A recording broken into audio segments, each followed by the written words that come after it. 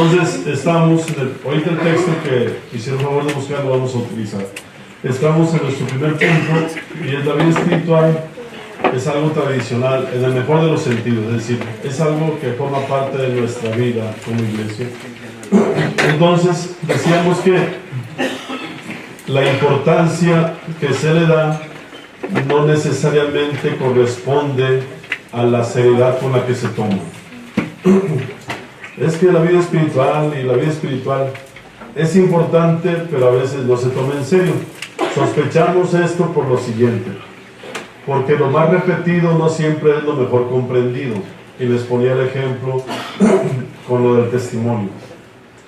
Luego, cuando uno lee los evangelios, a uno también le llama la atención que uno tenga como ciertas equivocaciones. Por ejemplo, cuando uno habla de cómo amar al prójimo, el texto de Lucas dice que se ama al prójimo haciendo lo que el buen samaritano. El buen samaritano era una persona religiosa, ahora una persona solidaria.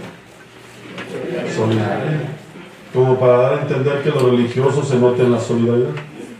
Pero luego Lucas introduce para hablar del amor a Dios, así como introdujo para hablar del amor al prójimo la parábola del buen samaritano.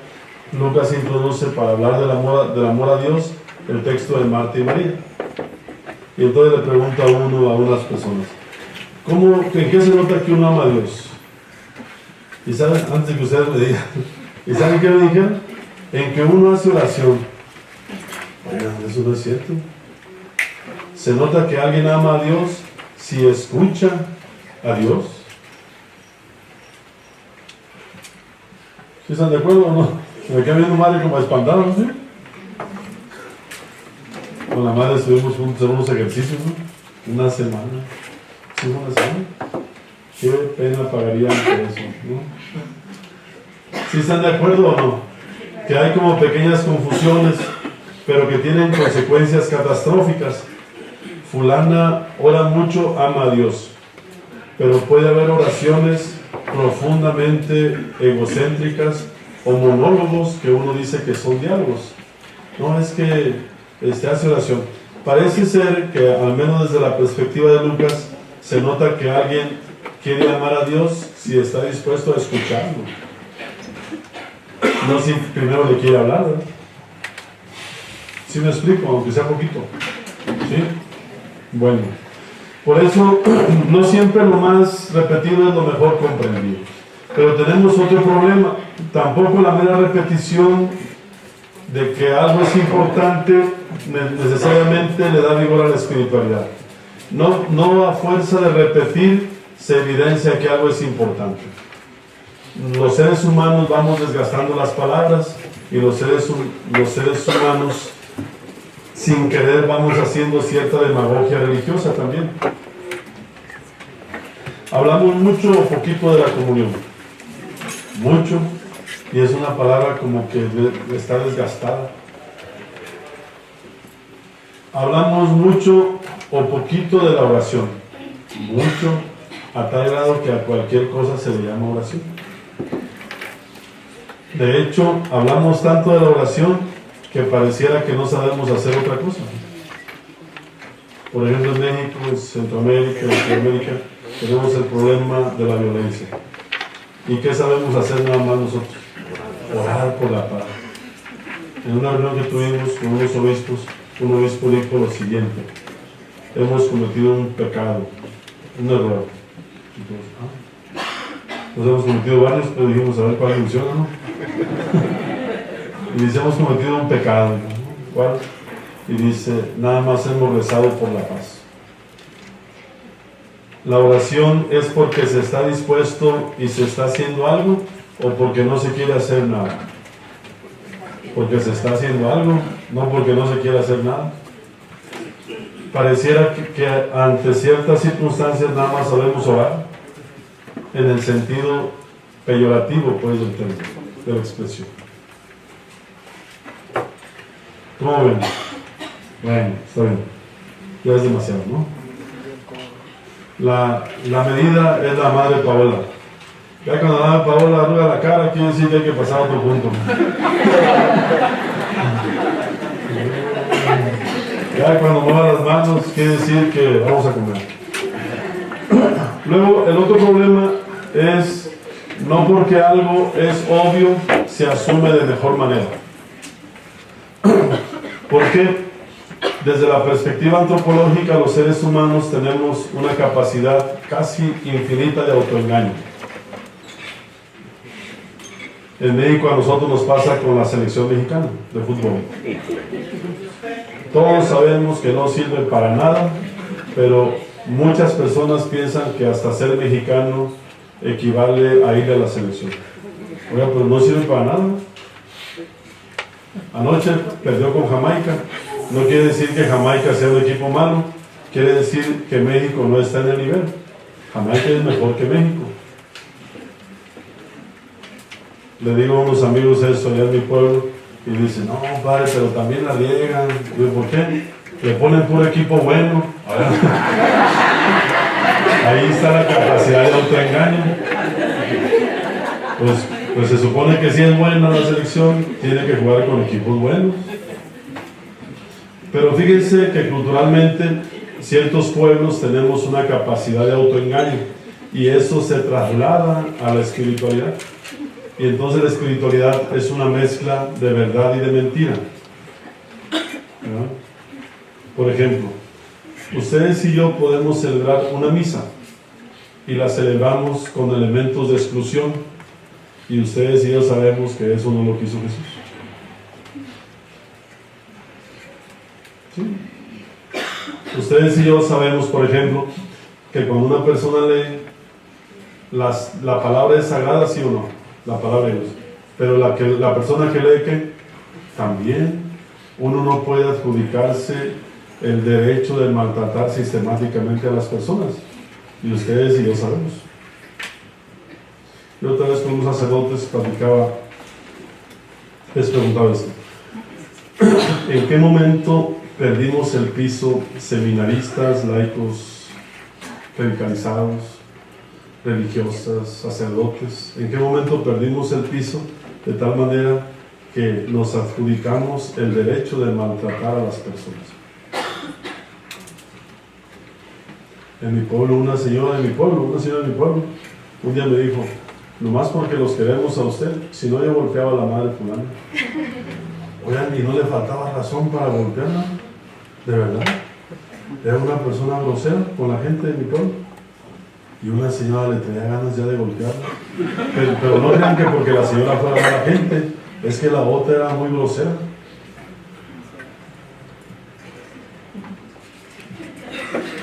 ¿O no hay o qué?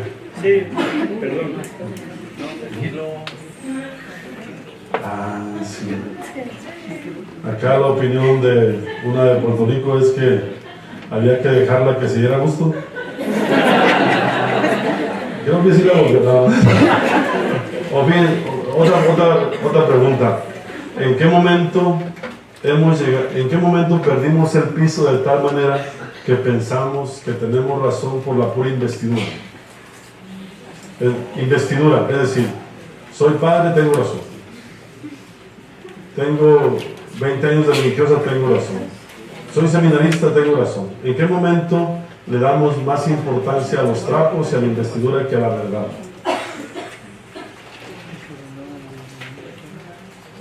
Sí, hombre, es un problema, hombre. Bueno, la madre Paola es el termostato, ya me robó la cara. Es uno de los termostatos de los carros, madre. Oigan, segunda razón. Mira, la campanera, bueno, no, campanera no, cronometrista. Usted me avisa 3 minutos antes de que sean las 2:30 para explicar el trabajo. ¿Sí? Por favor. Oigan, segunda razón. La vida espiritual es algo indispensable para la vida cristiana, para el cristiano. Miren, estrictamente hablando, ningún ser humano puede vivir sin espiritualidad. Es decir, espiritualidad con E minúscula, porque todos los seres humanos necesitamos motivaciones, principios. Necesitamos un motor que nos mueva. Uno no puede vivir mediocremente como ser humano y uno no puede vivir como para irla pasando nada más como ser humano. Ustedes y yo estamos llamados a hacer algo que vale la pena como personas. Eso que vale para el ámbito solamente humano, vale con más razón para la espiritualidad. Humanamente podemos ustedes y yo tener motivaciones, humanamente ustedes y yo podemos tener estímulos, motivaciones y convicciones. Cristianamente es al revés, sobre todo convicciones, motivaciones, y si llegan los estímulos está bien. ¿Por qué? La vida cristiana no se puede vivir a base de estímulos, porque los estímulos ¿de dónde vienen? De fuera. Las motivaciones uno las crea y las convicciones, aunque uno ande sin ganas de levantarse. ¿Ustedes creen que yo tenía ganas de levantarme de la universidad? Yo estaba dormido ahí en mi cama, en mi cuarto, encendí la tele y luego pensé, los del clan. Yo dije, no, pero luego dije, me eché un baño y dije, los del clan. Pero luego también pensaba en que yo ya había quedado con el padre Teco de llegar a tiempo y con el padre Yara. Entonces, cuando hay convicciones, no hacemos lo que nos hace sentir bien, sino lo que debemos hacer. Por eso, aunque humanamente las personas podemos vivir de estímulos, motivaciones y convicciones, cristianamente tenemos que hacer la lista al revés: convicciones, motivaciones, y aunque no lleguen estímulos, uno tiene que buscarlo.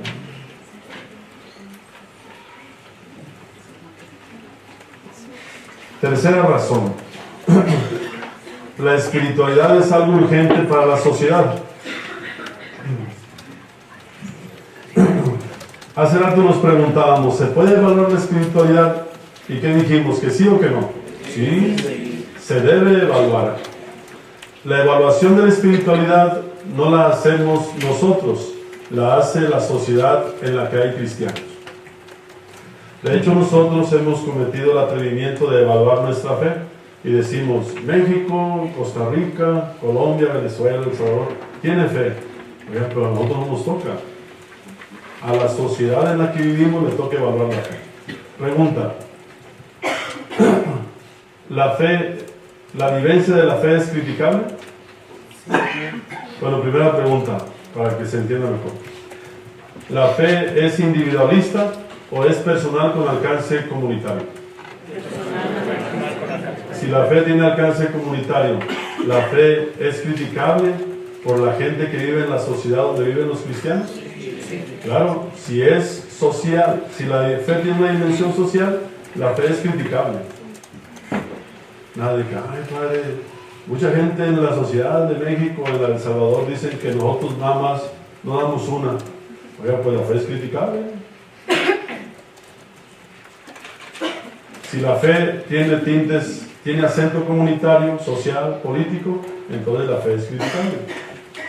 Por eso no hay que confundir persecución con actitud crítica de grupos y personas en la sociedad. Ya, padre, fíjense que hablan más de los sacerdotes. ¿Qué dicen? No, que algunos de ustedes son mediocres. Pues díganle al Señor que tiene razón. O eso de echar mentiras. No, pues es cierto. Ya si dice todos, pues ya ven, no todos, no. Un día un amigo así dijo, no, es que todos. Dije, no, mira, yo acepto que digas que algunos y a lo mejor hasta muchos, pero no digas que todos, porque yo conozco a varios, no lo digo por mí, ¿no? Conozco a varios que valen la pena, muchos pues que valen la pena, sacerdotes y cosas.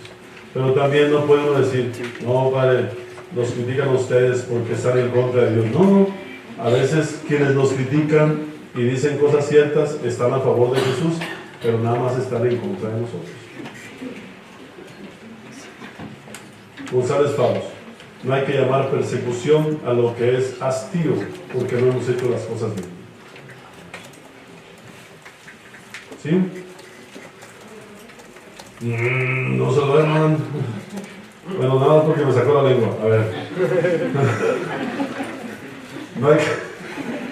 No hay que llamar persecución a lo que es hastío porque no hemos hecho las cosas como Jesús quiere. ¿Sí? Porque luego uno se hace la víctima, ¿no? Ay, padre, hablan mal de nosotros. Hay que analizar qué dicen. Incluso aunque lo digan con resentimiento, hay que analizar si es cierto. No les da la impresión de que estamos acumulando resentimiento contra nosotros porque no hacemos las cosas bien. Bueno, es un tema que no podemos abordar porque no es, pero nada más les paso el tip.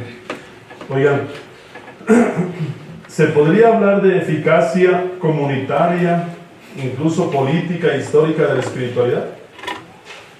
Por ejemplo, México, el país más guadalupano, el país más machista. ¿Algo ha fallado o no? Sí. Bueno, muchísimo. No les puedo decir más cosas porque están grabando, pero ahí ustedes se imaginan. ¿No? México o sus países pues también. Los países más católicos desde hace tiempo son los países con el índice más alto de corrupción.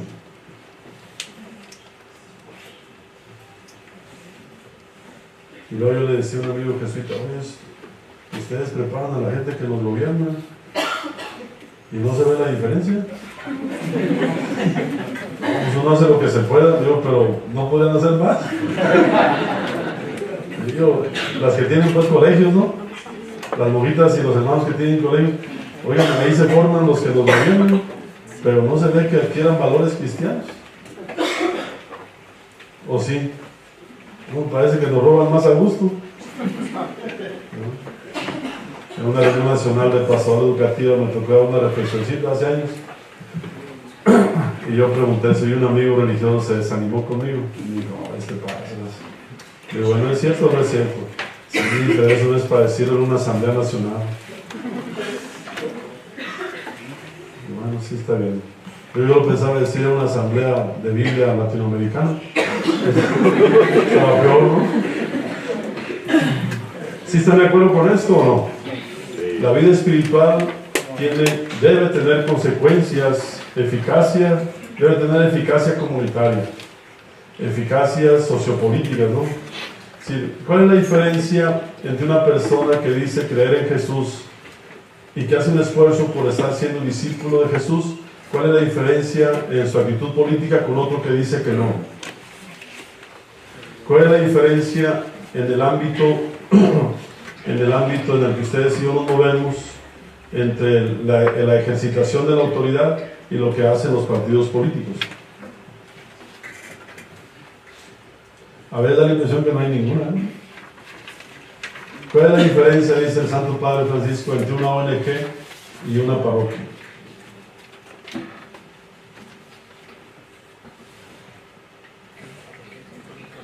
Bueno, ya veo caras muy serias. Aguántenos, pues vinieron a estudiar, ¿no? Que se iba a contar otra cosa, pero no. No, hay niños. ¿Cómo vamos el tiempo, mija? Ya casi. Miren, vamos a aprovechar, vean su hojita de trabajo personal, por favor. Es el momento del trabajo personal, página número 3. Página número 5, ¿la tienen? Miren, de acuerdo a nuestra dinámica de trabajo, es el momento de hacer un trabajo personal. En la página número 5 que nos hicieron favor de fotocopiar, dice ficha para el trabajo personal matutino. Oigan, y se nos olvidó una cosa. ¿Por qué no me dijeron? El ángel. Yo. Oye, qué bueno. La ventaja de trabajar con adultos. Yo estaba platicando unas cositas con el padre Ayala. De ustedes, precisamente. Perdón. Entonces a mí se me olvidó. Ahí le piden a Dios por mí, ¿sabes?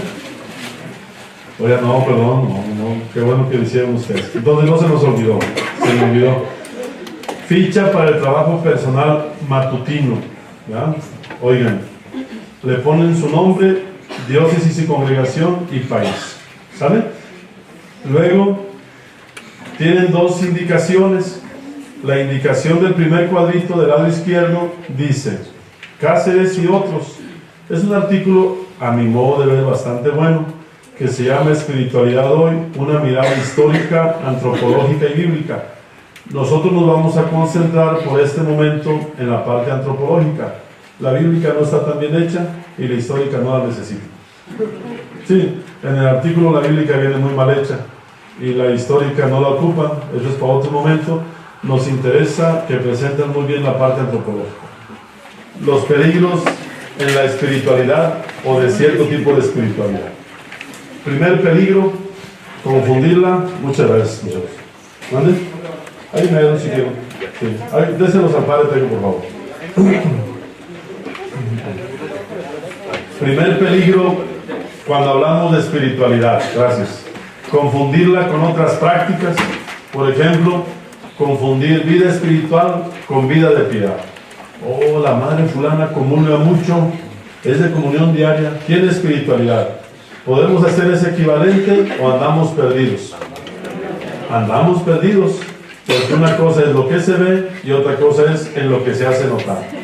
José María Castillo tiene una frase muy importante en uno de sus libros, creo que es el de El Reino de Dios. Yo se lo voy a pasar en PDF, y es: ¿por qué las personas que generalmente, por qué las personas que somos religiosas, es decir, que estamos metidos y metidas en asuntos de religión, somos tan insoportables en las relaciones humanas? Oigan, qué interesante. Eso es que una cosa es lo que se dice y otra cosa es en lo que se nota. Él lanza una pregunta después en un librito que tiene sobre Dios, la religión y la felicidad, y dice: oigan, ¿por qué ustedes si habíamos comulgado tantos años, 20 o 30 años, no? Bueno, yo hice la primera comunión a los 8, creo, a los 7, imagínense, más de 30 años comulgando, 40 años, y la pregunta es: ¿por qué las comuniones que hacemos no afectan lo más vital, el carácter? Hasta parece que uno empeora. Oigan, ¿son preguntas serias o no? Sí. Por eso parece ser que es bueno caer en la cuenta que a veces confundimos espiritualidad con otras prácticas. Y una confusión muy dada, que se da mucho en nuestros ambientes, es confundir espiritualidad con práctica religiosa, con vida de piedad. Hay exageraciones, por ejemplo. Hay exageraciones que son heréticas. Por ejemplo, padre, ¿ya compró su rosario? No, pues tengo uno ahí. Ya salió uno nuevo. Fulana de tal tuvo visiones y la Virgencita le dijo que si no rezábamos el rosario no nos íbamos a salvar. Oigan, tranquilos, Jesús dijo que si no amábamos.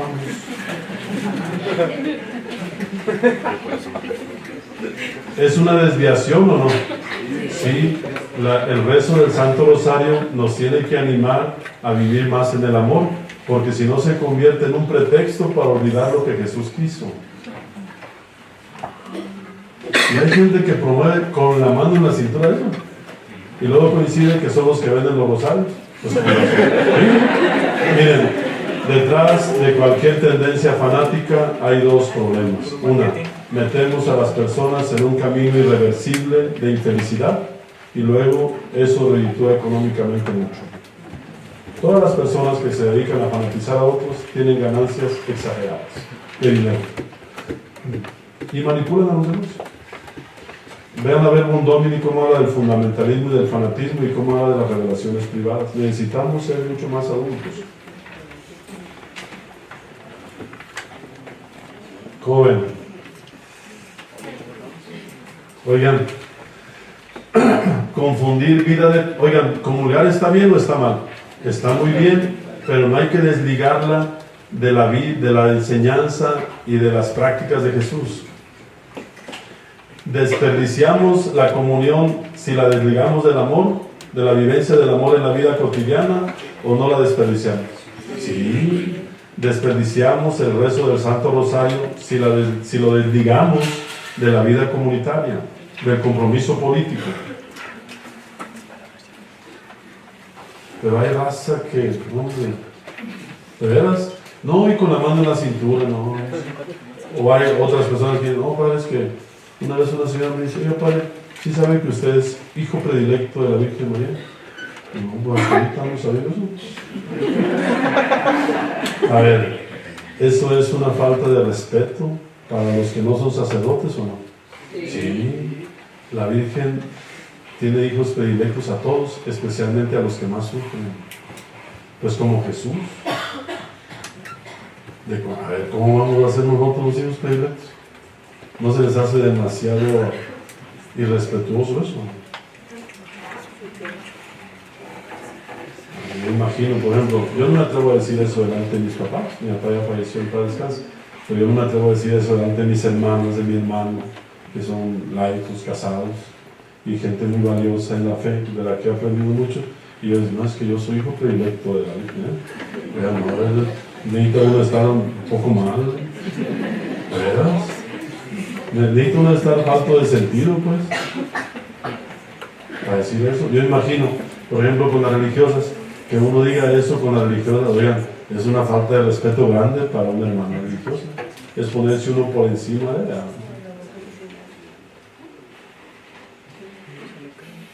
¿Cómo va, Mari? ¿Todo bien? Oigan,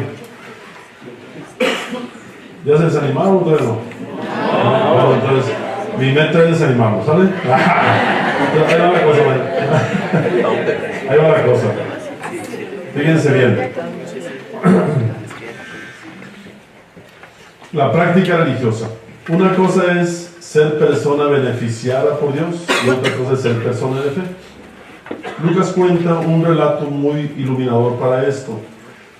10 leprosos, los 10 son beneficiados por Dios, porque Dios beneficia a todos, Dios ama a todos, pero no todos estamos en capacidad de entrar y también en disponibilidad de entrar en relación discipular con Él.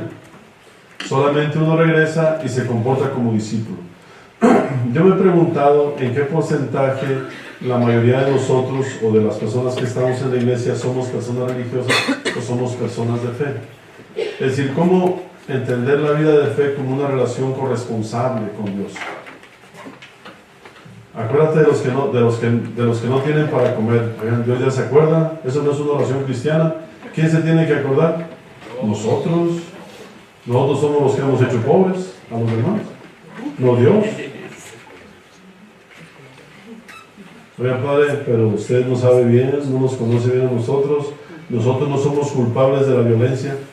Esa es una buena razón, pero ni siquiera es razón para no involucrarse. Puede que ustedes y yo no seamos culpables directos de los problemas, pero por creer en Jesucristo somos responsables directos de las soluciones. Y ni crean que se los voy a repetir. Es que miren, la fe hace que nosotros nos involucremos en las soluciones, aunque no seamos culpables directos del problema. Pero si somos cómplices del problema, tenemos más responsabilidad. El problema de la violencia, ¿somos culpables? Sí, por las imágenes de Dios que hemos presentado, por la manera de hablar de los que no creen como uno. Este lugar es católico, no de acepta propaganda protestante y ponen una mano ahí, ¿verdad? Oigan, en una parroquia hay un letrero, ¿cómo no le tomé foto? Atrio de la parroquia, evite problemas, no se estacione aquí. Oigan, eso queda para la casa de un político, pero no para una parroquia. No, le rogamos amablemente que no se estacione aquí porque el padre sale a la carrera, ¿ya? Bueno, pero no es un mensaje agresivo, imagínate, y es de gente que cree en Dios. Es decir, nosotros no promovemos probablemente la violencia directamente, pero somos cómplices de la violencia, incluso culpables por la manera en que hablamos de la gente que no cree como uno, o en la manera en que hablamos de las de Dios. ¿Cómo ven? ¿Se enojaron, madre? No, bueno. Oigan, ¿está clara la diferencia entre práctica religiosa y persona de fe? Persona de espiritualidad. las personas religiosas nos beneficiamos de Dios, porque Dios es así, Dios ama a todos. Pero la persona que tiene espiritualidad o que quiere tener espiritualidad entra en una relación corresponsable con Dios. Luego se ve que una persona tiene espiritualidad, no le echa la culpa de todo a Dios. Luego se ve que una persona tiene espiritualidad, sabe qué poner en manos de Dios y sabe qué le toca a ella. Hay gente que está cerquita de la irresponsabilidad más que de la fe. Ahora yo pongo todo en manos de Dios. Oiga, pregúntese bien si no es evasión de su responsabilidad, si es confianza. La mejor definición la dio Karl Rahner. Fe es confiar en alguien que confía en nosotros. ¿Sí? Porque si no, con pretextos de fe, uno se hace profundamente inmaduro y irresponsable. ¿Cómo ven, muchachos? ¿Ya listos para comer? Oigan, esta confusión puede que sea por ignorancia, a veces. ¿Están de acuerdo? Pero ustedes sí deben reconocer que es por comodidad, pero que también hay grados de maldad, porque estamos llegando a un cinismo exagerado. ¿Cómo ven? Oigan, siguiente confusión. No entender bien el término, como ustedes notaron hace un momento. Pensar que espiritualidad equivale a espíritu y que se contrapone a todo lo material o corporal. ¿No? Y entonces pensar que alguien es más espiritual en la medida que evade más irresponsablemente su realidad.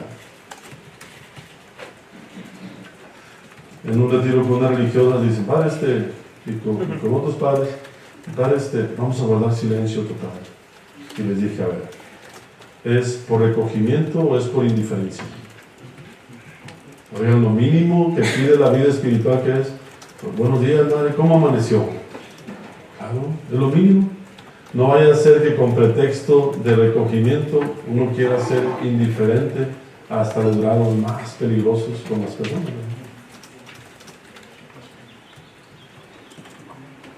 Tercer peligro, tercer malentendido. Oigan, construirla al margen de la enseñanza y práctica de Jesús. Yo creo que es uno de los peligros más notables. Hablar de espiritualidad no solamente de manera indiferente a lo que Jesús propuso y vivió, sino contrariamente a lo que Jesús propuso y vivió. Parece ser, permítanme un juicio y si me equivoco me perdonan, parece ser que hay cierto tipo de espiritualidades que es indiferente a lo que Jesús propuso. Por ejemplo, la imagen de un Dios que paga según méritos es contraria a lo que Jesús propuso. Con la pura parábola del viñador que sale a contratar de diferentes horas cae esa perspectiva. Luego, lo que les comentaba hace rato, la idea equivocada de pensar que uno puede medir la cercanía con Dios, nada más contraria al Dios de Jesús. El Dios de Jesús nos sorprende. Hay gente que pensamos que está cerca, que está lejos, y ustedes y yo lo experimentamos a diario. Nosotros tenemos un lenguaje que contradice esto. Comadre, ¿cuándo va a acercar a su hijo a Dios? ¿Ah? Y para la hermana esta o para la persona, acercar a su hijo a Dios es que vaya al templo. Oigan, pero necesitamos ser mucho más autocríticos. Como decía Jesús, a veces logramos que vayan ahí y al mes son peor que antes. Jesús se quejaba, son capaces de desplazarse kilómetros y de conseguir un adepto, dice, y luego lo hacen peor. Bueno, eso es muy cierto, desde la antropología religiosa nada más. Oiga, no, pues fulana no puede leer porque no está casada con la iglesia. Oiga, pero es la que debe leer, es la que necesita que la abracemos. No, oiga, siéntase en casa, mire, nosotros, pues nada más porque no se nos saben las cochinadas, pero andamos peor que usted. ¿Ya? Sí, de verdad. La diferencia no es, nosotros nos hemos atrevido demasiado a poner la distancia. les comentaba que la parábola del fariseo y el publicano es una enseñanza que Jesús dirigió a las personas. Vean en la introducción, 18:9. Es de las parábolas que tienen una intencionalidad muy específica de parte del Señor Jesús. A algunos que se creían muy por cuestiones religiosas les dijo y despreciaban a los demás, les dijo esta parábola. Es decir, entre más personas, según eso, religiosas, uno debe ser más profundamente maduro en el trato con las personas. El fariseo hacía lo doble de bien que se pedía, pero no le servía absolutamente de nada, porque él consideraba que lo que hacía de bien le daba derecho a decir que él sí estaba cerca de Dios y los demás no. Por eso no bajó justificado. ¿Se necesita estar ciego para no ver eso? ¿Me has dado vergüenza explicármelos? No. Dijo un padre. ¿Y qué pasó? Digo, a mí me está dando vergüenza explicarles esto. Y dice un padre, aguántate la vergüenza y explícanos. ¿A poco no está muy claro? Oigan, pregunta. ¿Se pueden estar construyendo o se han construido cierto tipo de espiritualidades al margen de la enseñanza de Jesús? ¿Sí o no? Hombre, ya más ejemplos no se puede. Si quieren les pongo más. Oigan, se pueden estar presentando espiritualidades y promoviendo espiritualidad, no solamente al margen de la enseñanza de Jesús, sino en contra de lo que quiso Jesús. Y parece, no se espanten, parece que están proliferando cada vez más. Y la gente como si nada.